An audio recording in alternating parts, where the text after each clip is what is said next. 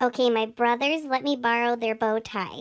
So, since I interrupted Mommy so much, I thought I could be helpful and read a chapter to you guys. All right, chapter 38. Bradley Chalker's homework. Book report. My parents didn't steal an elephant. Mrs. Ebble's class, room 12, Red Hill School, last seat, last row, next to Jeff. My mommy said that was like a heading on a paper. That's what it looks like in the book, at least. Here's his title. My Parents Didn't Steal an Elephant by Bradley Chalkers.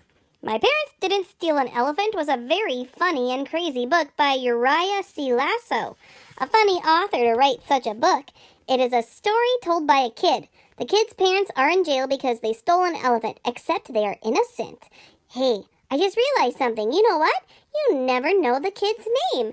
I just realized that. You know what else, too? You don't know if the kid is a boy or a girl. I just realized that now as I was writing this book report, because I didn't know whether to write he or she.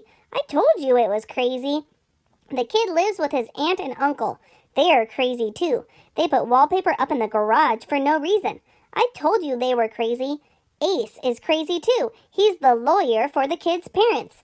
He makes the kid practice crying for an hour every day so the kid will be able to cry good in court.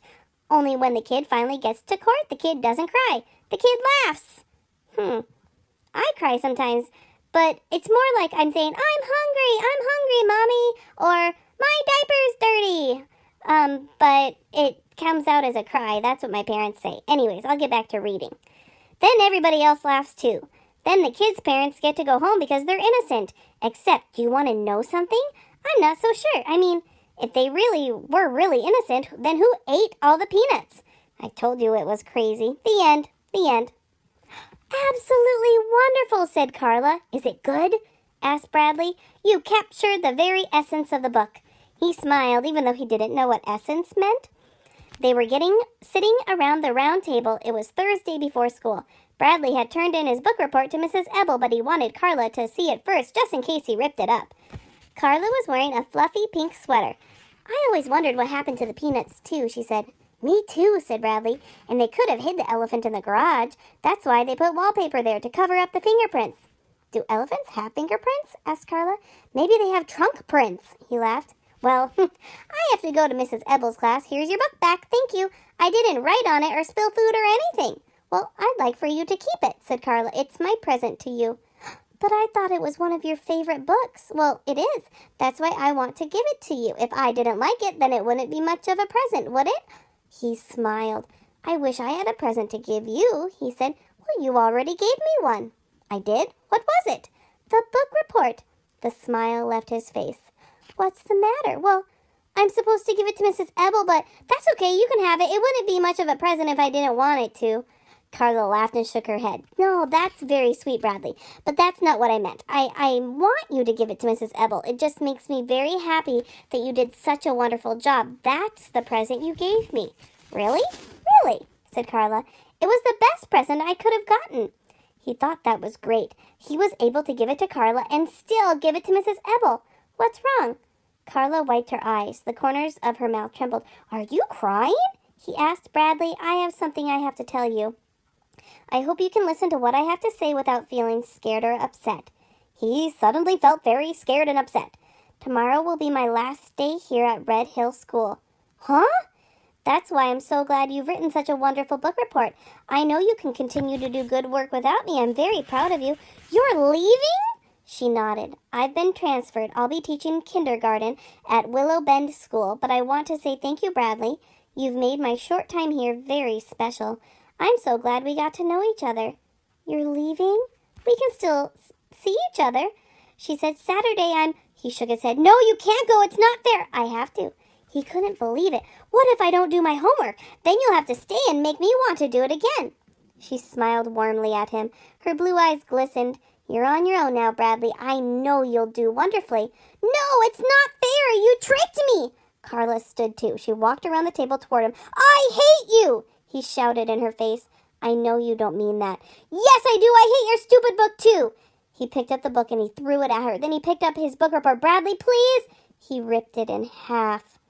He stretched his mouth so wide it was hard to tell whether it was a smile or a frown.